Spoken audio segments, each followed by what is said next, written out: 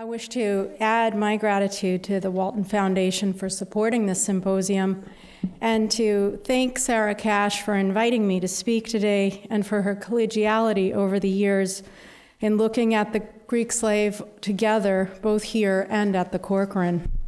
I also wish to thank Allie Peel and Sarah Battle for all their attention to detail getting us to the podium.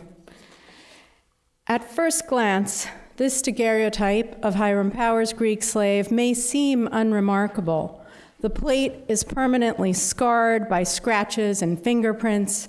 For a brief time, the object was erroneously cataloged as, quote, a black leather case with a mirror interior, and almost lost to history. Yet this daguerreotype offers something new to a composition that has become so familiar.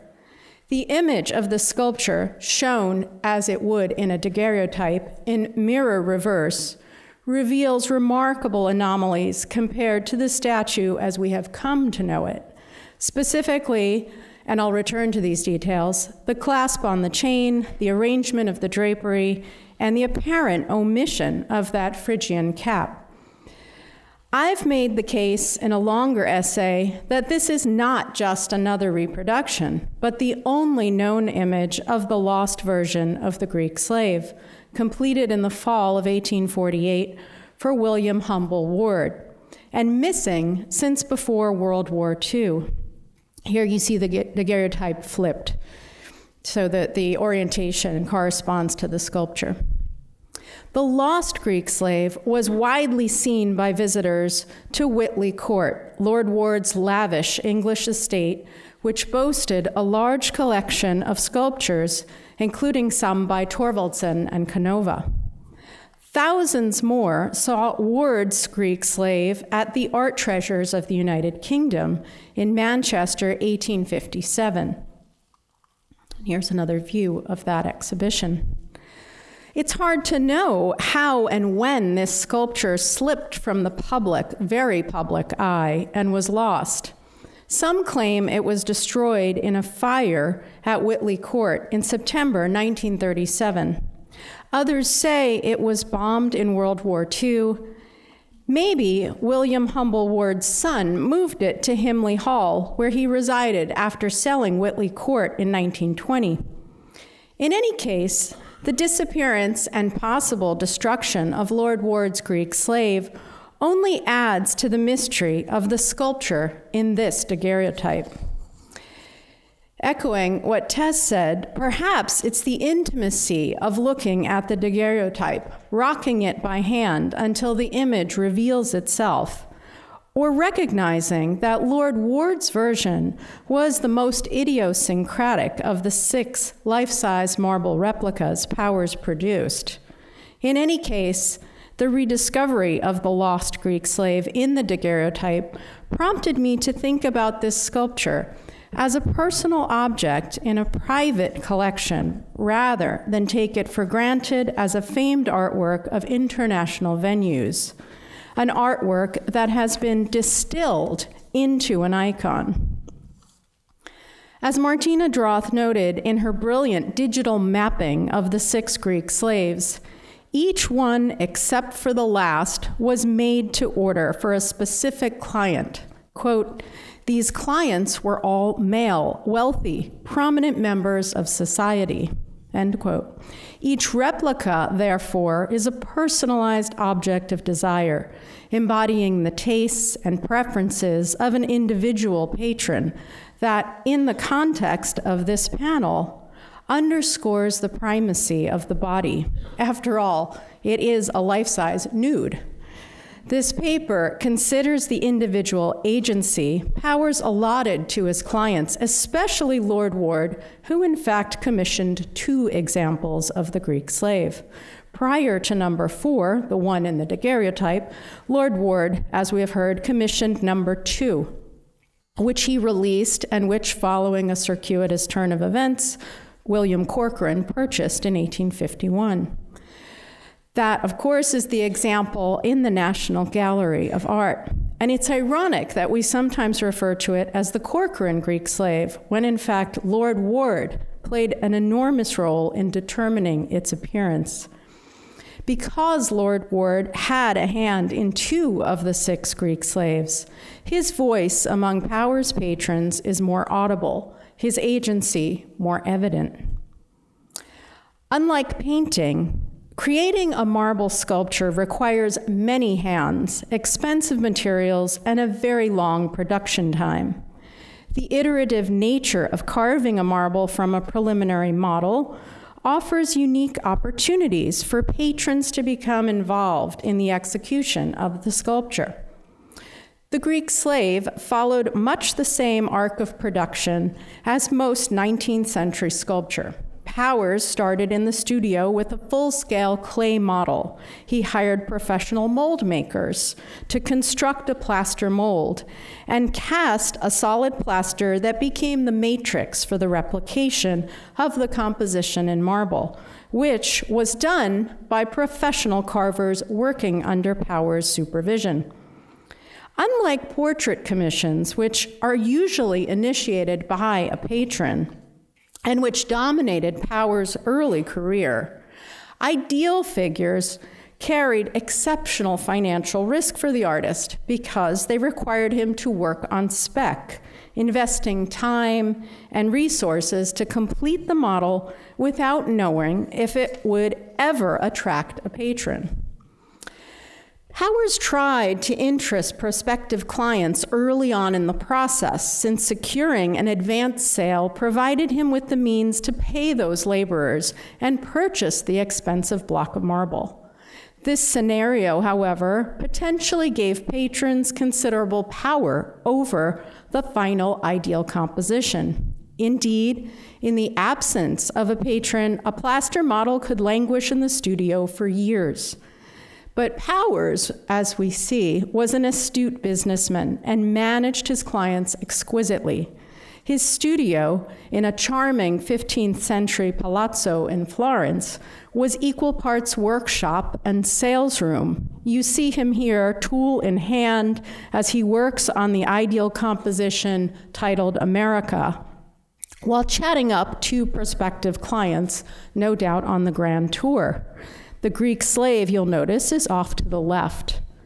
Powers capitalized on key moments in production to entice clients to personalize in limited ways the version of the Greek slave he hoped to possess, indulging their demands and expectations without compromising the integrity of his work or the efficiency of his operations.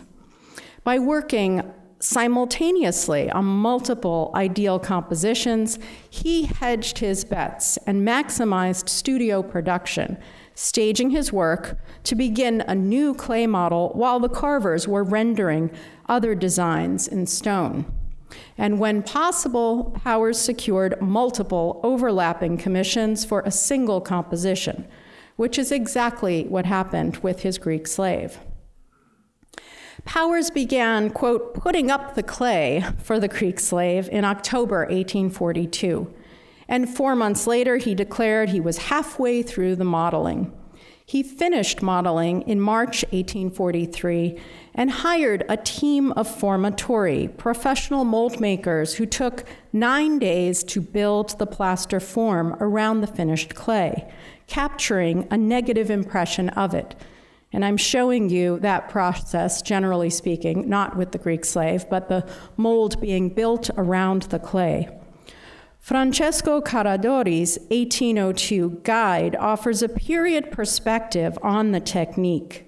The formatori created a piece mold of many sections that fit together around the contours of the figure to accommodate undercuts of negative space. The edges of these sections, and I'm indicating one edge with that arrow, fit together with a tongue and groove system, locking the whole ensemble into a 3-dimensional puzzle.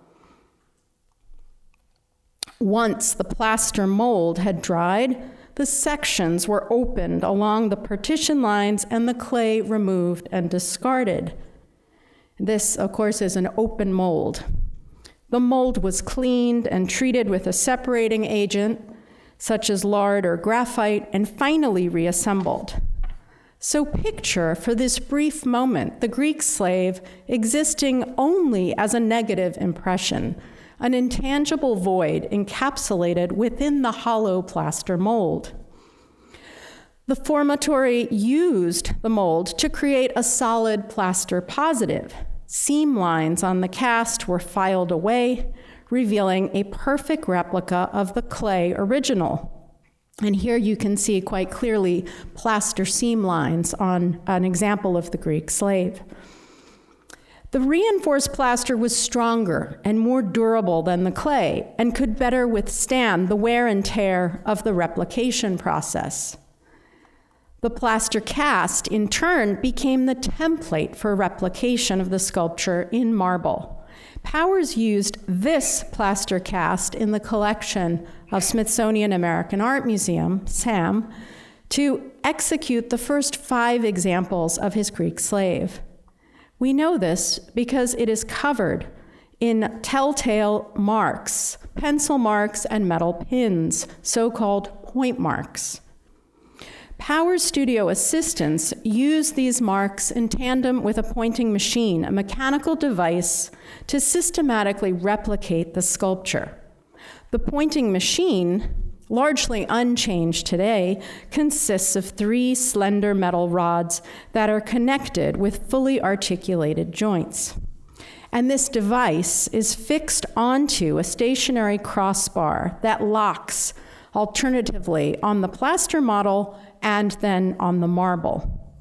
The master carver takes a reading by aligning the tip of the pointing rod with one of these many reference points on the plaster. The whole apparatus, crossbar, pointing machine, is then moved and locked onto the marble. The measurement is transferred to the corresponding location on the stone. And this pointing machine is moved back and forth countless, hundreds really, of times from the plaster to the marble, guiding the carver to remove just the right amount of marble. And I just want to point out the metal loop that's protruding from the top of the right temple of the Greek slave that served as this pointing model for the full-scale sculpture. This is where the very long crossbar of the machine hooked on. Now, you can see how labor-intensive all this was. The sculptor really could only turn a profit if he sold multiple replicas. And indeed, carvers used the machine to create well over 100 replicas of the bust of the Greek slave.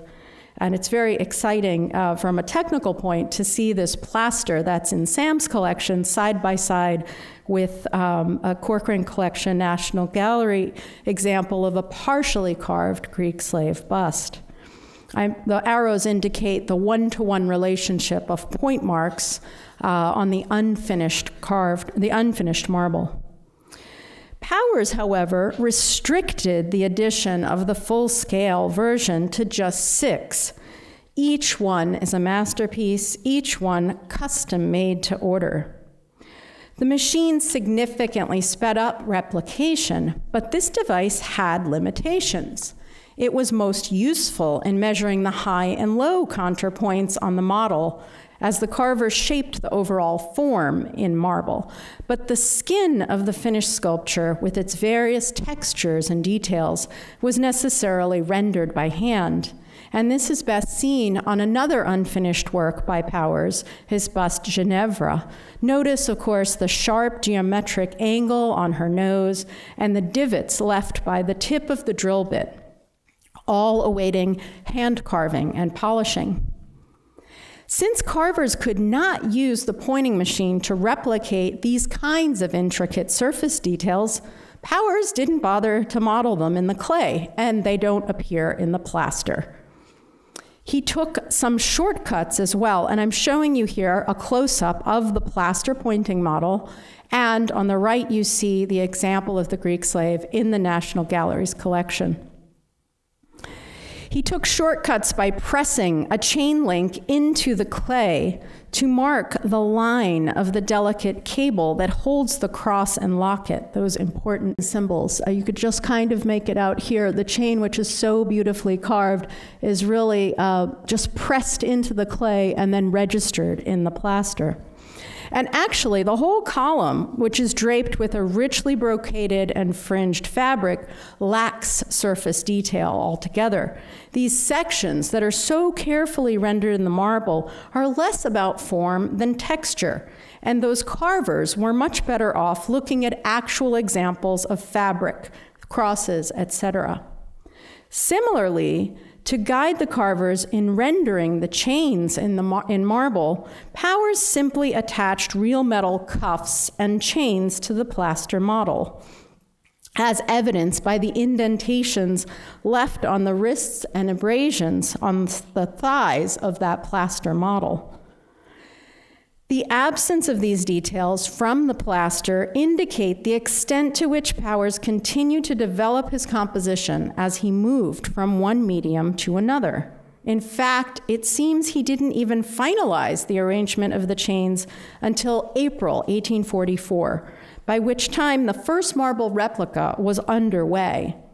At this very late date, Powers drew a minuscule sketch in his studio memorandum notebook, noting with uncertainty, the chains might be made thus. I thought that was really, really extreme to be so far along in the carving and not yet know how to make those chains. You can see how tiny this sketch is. I added a pencil just to give you a sense of scale. This degree of isolated non finito, unfinished, may have proved useful, however, in selling the composition to potential patrons. Throughout the making of the Greek slave, Powers delicately balanced secrecy and publicity, at times veiling the unfinished sculpture in his studio, as we see here, to shield it from curious visitors, while simultaneously describing it in great detail in letters to potential clients. This tactic not only raised expectations by literally enshrouding his new sculpture in mystery, it set the ideal circumstances for visiting patrons to participate in the completion of the work. In the first 2 weeks of December 1843, Captain John Grant, Lord Ward, and Prince Demidoff separately visited Powers' studio. Each one admired the plaster model alongside the marble block that's partially carved at this point. In time, each one of these men would commission a full-scale marble. Significantly, each one pleaded with Powers for a unique version. In January 1844, Captain Grant became the first to place an order. Powers noted, quote, "Grant concluded an arrangement. I am to have the statue finished in about 8 months' time." And then in September that year, just as Powers was finishing Grant's sculpture, Lord Ward placed his order for example 2, the one that's now in the National Gallery.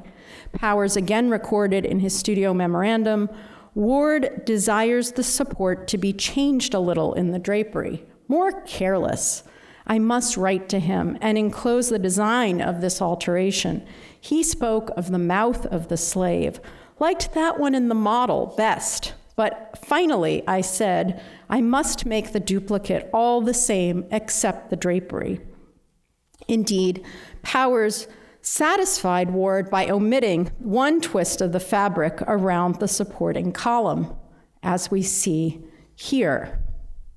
Soon after, in November 1844, Captain Grant wrote to Powers saying he regretted that he hadn't restricted the edition. Quote, "So, Lord W. has ordered a duplicate. I confess I should be better pleased if he had ordered some other subject and allowed the slave to stand alone." Grant asserted, "Alteration should be made in any copy in order to distinguish the original." He might as well have said, "my original." "It will afford me infinite pleasure if you can manage to omit the chains, or if not omit them, to substitute some kind of cord. I now wish you to inscribe, but not in a conspicuous place, executed to the order of John Grant, Esquire." Powers indulged the personalized inscription, which associates this marble, seen on the left, in perpetuity with Captain Grant, even after his patron had to sell the sculpture in 1859 due to financial setbacks.